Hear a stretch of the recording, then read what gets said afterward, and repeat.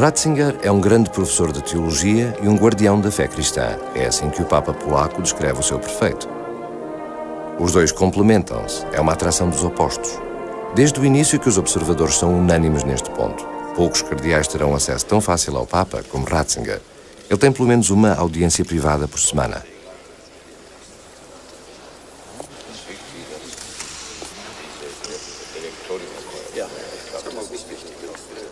Wenn wir zu zweit sind, sprechen wir immer Deutsch miteinander. Es ist ein sehr normales, würde ich sagen, herzliches Verhältnis. Und überhaupt, was eigentlich das Schöne daran ist, dass man in ganz direkter Offenheit, ohne das, was man sich früher vorstellte, den unermesslichen Abstand zu dem großen Amte hin, die Dinge so offen gegenseitig sich darstellt, wie man sie sieht, weil wir wissen, dass wir eben um die Aufgabe in dieser Zeit ringen und jeder das Seinige dazu beizutragen versucht.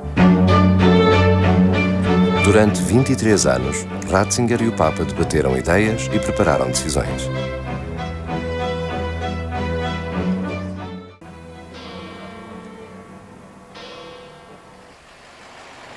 Este tem sido o local de trabalho de Ratzinger desde 1982, o Palazzo del Santo Uffizio, sede da Congregação para a Doutrina da Fé. Este departamento, sucessor da Inquisição Papal, é até hoje a instituição mais importante para a interpretação e defesa da doutrina católica. O prefeito e os seus 40 funcionários devem propagar uma sólida doutrina, corrigir erros e trazer os extraviados para o caminho certo. Ratzinger fica alarmado com alguns dos relatos que recebe das embaixadas do Vaticano no resto do mundo. Decide então, nos primeiros anos do seu cargo, tomar uma posição. Na América Latina, a teologia da libertação descobrira no cristianismo um instrumento de política. Ratzinger e o Papa concordaram em que devem combater todas as ideologias ligadas ao marxismo. Ratzinger publica uma instrução sobre a teologia da libertação, na qual acusa o comunismo de ser o flagelo dos nossos tempos. Na Nicarágua, o Papa critica severamente o escritor e padre Ernesto Cardenal. Ratzinger impõe um silêncio penitencial de 1 ano ao franciscano brasileiro Leonardo Boff. Na sua campanha contra a teologia da libertação, os acontecimentos políticos parecem apoiá-lo. Der Umstand, dass die Befreiungstheologie selbst Politik war und auch sein wollte, brachte es mit sich, dass in dem Augenblick, in dem die politische Konstellation sich radikal veränderte, diese Theologie irgendwie über Nacht gleichsam zusammengebrochen ist. Ich würde nicht sagen, dass sie vollständig verschwunden ist, weil ja auch die Probleme bleiben. Insofern müssen irgendwie dieselben Fragen immer wieder auftauchen. Aber in ihrer eigentlichen Form hat sie an Aktualität verloren und sie drückt sich in verschiedenen Metamorphosen heute aus, etwa in der Idee der Befreiung von der kulturellen Kolonisation Lateinamerikas und Asiens durch den Westen, auch in feministischen, ökologischen Befreiungsideen. Das Panorama als solches hat sich gewandelt und jedenfalls, denke ich, ist sichtbar geworden, dass es notwendig war, einer einseitigen Radikalpolitisierung des Glaubens sein eigentliches Wesen energisch entgegenzustellen.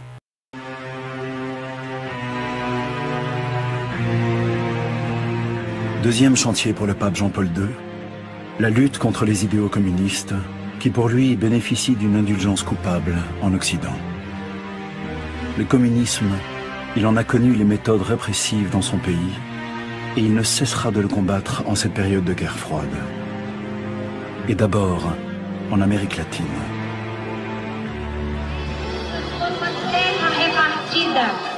O sofrimento dos que estão expulsos do teu chão, a miséria dos que não têm chão para cultivar, nem pedaço de terra para morar. Com esta terra, ofertamos, Senhor, o sangue dos irmãos que morrem nas lutas pela terra. Au Brésil, après le concile, des milliers de prêtres, suivant l'exemple de Dom Helder Cabarra, se sont engagés dans le soutien aux actions des paysans sans terre contre les grands propriétaires.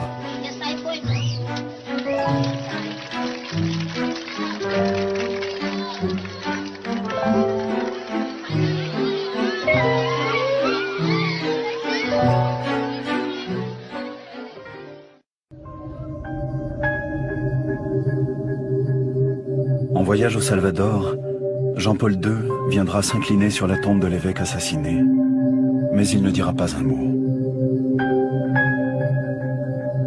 Car il est convaincu que la théologie de la libération fait le jeu de la propagande communiste.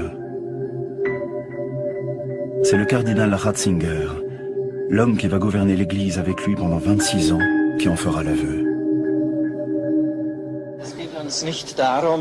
Il ne s'agit pas pour nous de freiner l'intervention de l'Église en faveur des pauvres. Au contraire, nous l'encourageons. Nous voulons seulement alerter sur ceux qui non seulement n'aident pas, mais qui veulent nous mener vers un nouveau totalitarisme.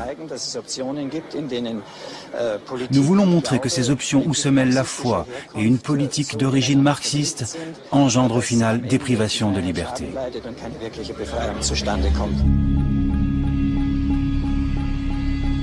En 1983, Jean-Paul II se rend au Nicaragua. À l'aéroport l'attend le père Cardena, devenu ministre du gouvernement révolutionnaire sandiniste. Il espérait la bénédiction du pape. C'est des reproches qu'il entend.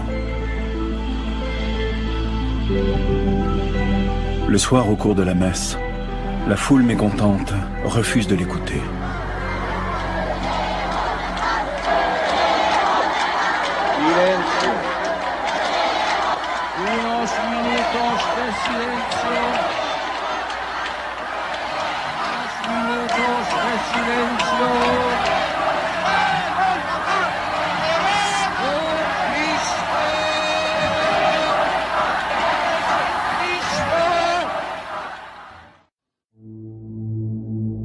En 1985, pour succéder à Don Helder Camara, Jean-Paul II désigne un évêque totalement opposé à la théologie de la libération, comme la plupart de ceux qu'il nommera en Amérique latine.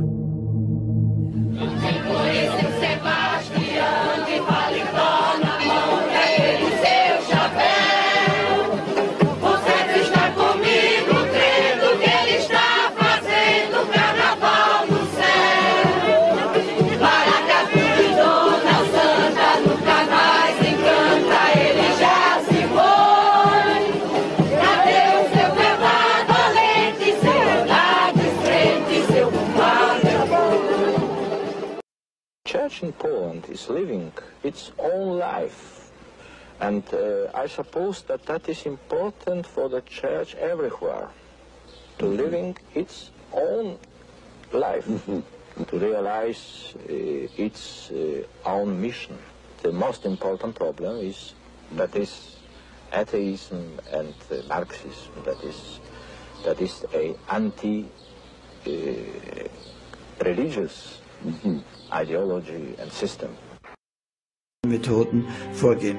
Des procédures que le cardinal Ratzinger utilise dans les années 80 pour mener un combat acharné contre les théologiens de la libération d'Amérique du Sud.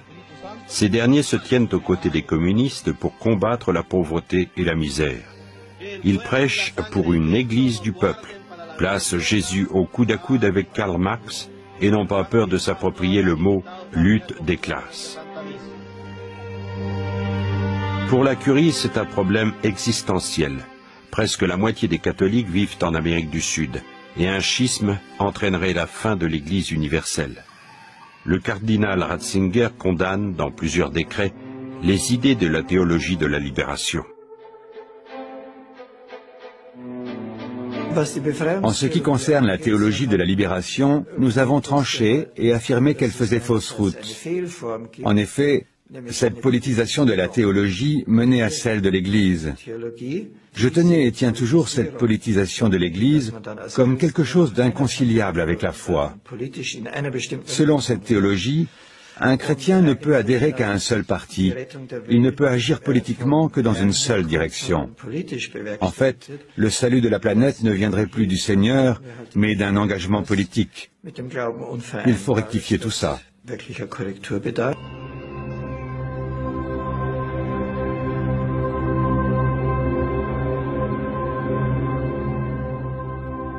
Le théologien de la libération, Leonardo Boff, est outré par le manque de commisération de la Curie. Dans son livre « Église, charisme et pouvoir », il compare même le Vatican au parti communiste de Staline. un affront que le cardinal Ratzinger ne laisse pas passer. Both est convoqué au palais du Saint-Office. Là, il refuse de se déjuger. La sentence ne tarde pas à tomber.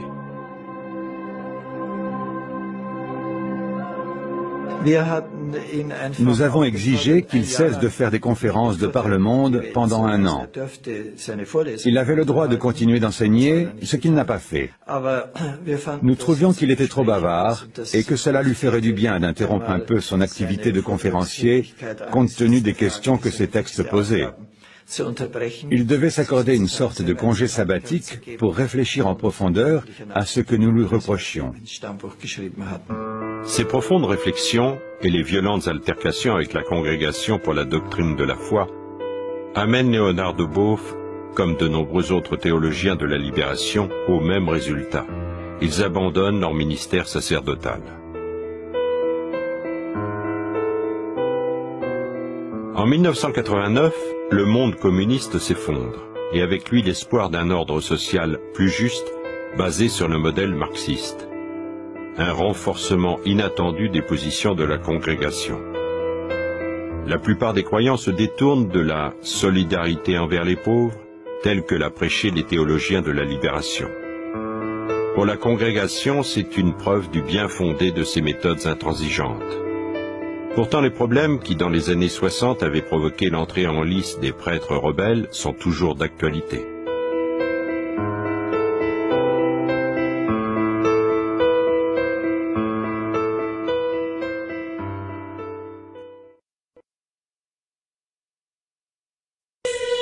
Tú eres Pedro, y sobre esta piedra construiré mi iglesia. La afirmación original de la autoridad del Papa. Esta frase no permite ninguna desobediencia. Si queremos tener fe, tenemos que ser capaces de obedecer. Me doy cuenta de que es muy duro hablar de obediencia en la iglesia de hoy. Pero quisiera destacar que pertenecemos a una iglesia en la que la obediencia es la base de la fe. Pero hay disidencia entre la iglesia y sus miembros. La ordenación de nuevos obispos por parte del Papa topa con el rechazo y la resistencia de los fieles. En Viena, las fuerzas del Estado tienen que abrir paso para que el nuevo obispo elegido, un conservador, pueda llegar a la iglesia.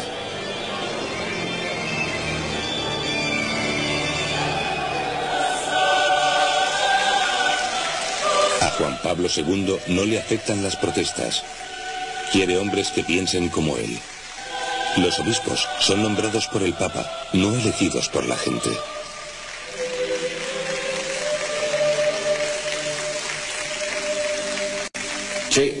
Él es un monarca absoluto al fin y al cabo. Él es como el Sol, con los otros planetas a su alrededor. No ha cambiado, simplemente no puede cambiar.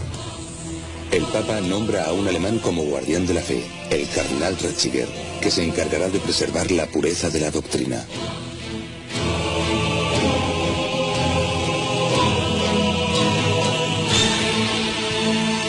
Su organización era conocida con el nombre de Inquisición General.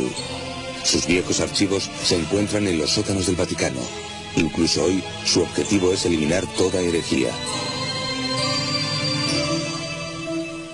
Diría que nadie debe ser intimidado innecesariamente, pero tampoco hay que tomar un sendero que esté fuera de la ley. La preservación de la verdadera identidad es muy importante. Todos deben saber qué es ser católico y qué no lo es. Debe ser un proceso interno, sin fanatismo, pero como he dicho, tiene que haber una ley. También existía una tendencia lógica y legal, pero no exenta de problemas para el Vaticano: la teología de la liberación en Latinoamérica. El Papa visita el continente 13 veces y manifiesta su apoyo a los derechos humanos. Sin embargo, acusa a los teólogos de la liberación de ir por el camino equivocado. El Papa es muy estricto a la hora de llamar a sus líderes al orden.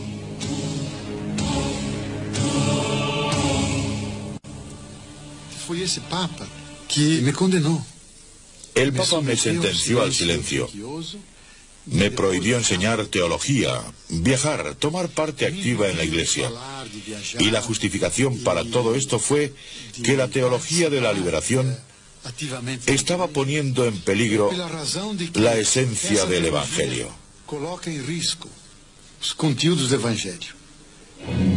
Latinoamérica, un continente que ofrece un gran contraste entre ricos y pobres. ¿Qué respuesta tiene el Evangelio para esto? ¿Se les permite a los cristianos usar la violencia para evitar la injusticia? Algunos sacerdotes y teólogos afirman que sí, pero Juan Pablo II recuerda el ejemplo de Cristo. Usad las palabras y no la violencia.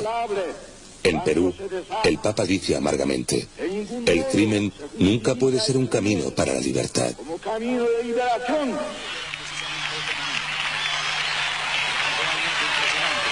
Los teólogos de la liberación basan sus ideas en Marx y Lenin. Esta es la causa de los problemas.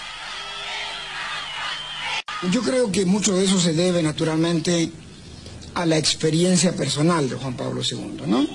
Es alguien que viene de un país de régimen comunista, que pudo ver de cerca entonces opresiones, injusticias, maltratos, faltas de libertad que se daban en su país, y entonces viene mucho de esa experiencia directa. El Papa polaco conoce el comunismo y su método de funcionamiento. Tiene seguidores en este edificio de Roma, el centro del Opus Dei, la obra de Dios. El Papa es una figura muy admirada aquí. El día anterior a su elección, Karol Wojtyła oraba ante la tumba de Escrivá, el fundador del Opus Dei.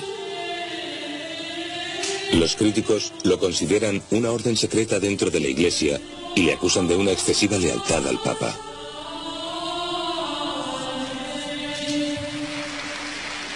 Juan Pablo II ha aumentado el poder del Opus Dei. Beatificó a su fundador en un proceso rápido, y cuando hay algún sillón de obispo por ocupar, los candidatos del Opus Dei tienen cierta ventaja. El Opus Dei ha llegado a ser muy poderoso en Latinoamérica, especialmente en Perú y México.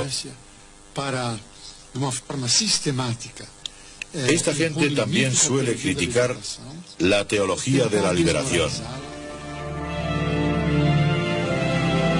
Karol Wojtyła pretende aplicar la experiencia de sus primeros tiempos en Polonia a toda la Iglesia.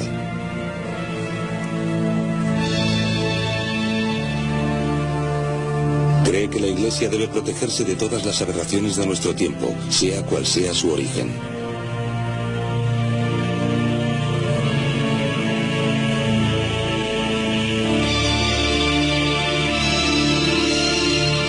En el este soplan aires de cambio.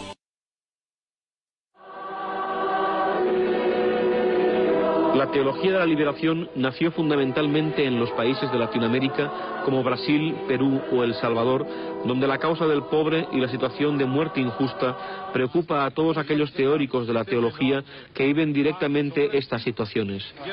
A primeros de septiembre, Leonard Boff, un franciscano brasileño, fue llamado a Roma para explicar algunos puntos de los expuestos en su último libro titulado Iglesia, Carisma y Poder.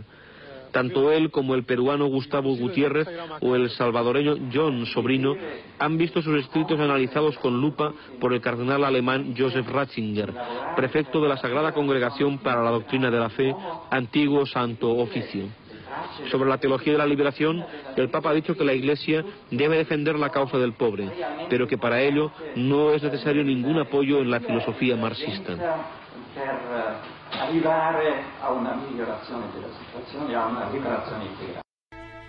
O Santo Padre. Suas viagens em países da língua espanhola foram sempre politicamente incômodas.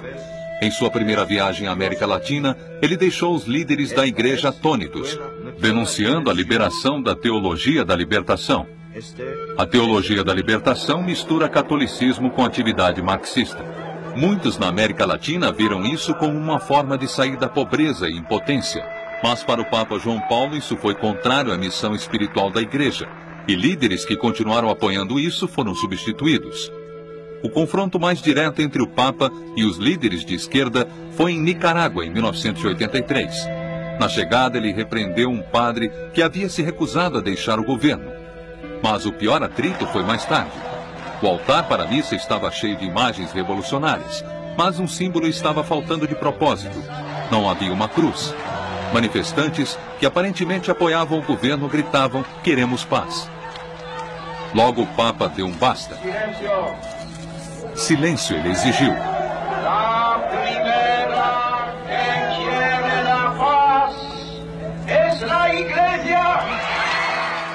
A primeira que quer a paz, ele disse, é a Igreja. Ele foi tratado com mais respeito em 1996, quando voltou a Nicarágua, agora com uma administração mais cordial. Durante seu legado, a Igreja Católica enfrentou competições crescentes com o domínio protestante da América Latina. Mas boas-vindas calorosas eram uma norma em países de língua espanhola e em comunidades de língua espanhola. Em resposta, ele sempre pedia um compromisso maior com a Igreja.